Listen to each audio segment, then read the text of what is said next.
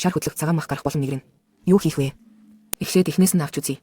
Жирэмслэлтийн үед прогестероны хэмжээ нэмэгдэхтэй холбоотойгоор шар хөдөлдөг. Прогестерон нь хаалтуудыг сулруулдаг бөгөөд үүнд хотоод болон улаан хоолойн хоорондын хаалт багтана. Нэмж хэлэхэд өсч буй хүүхдийн хотоод эзний замын эрхтнүүдэд үзүүлэх даралт. Хотоод ба улаан хоолойн орчин өөр байдаг тул хотоодны агуулмж улаан хоолой руу орхон хорсох мэдрэмж төрүүлдэг. Яах вэ? Өөрийн биеийн байдлыг ажиглаж шар хөдлөхөд хүргэдэг хүнсний бүтээгдэхүүнийг хоолны цэснээс хас.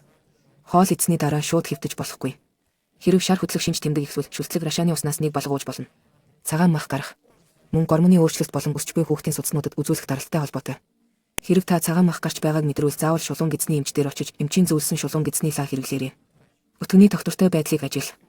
Өтгөн нь өдөр бүр зөөлөн гэхдээ шингэн биш байх ёстой. Үүний тулд хоолыг сайтарч ажиллаж хоолны цэсэндээ псилиум, сибирийн эслэг нэмж хүнсний ногоо идэж их хэмжээний цэвэр ус уух хэрэгтэй.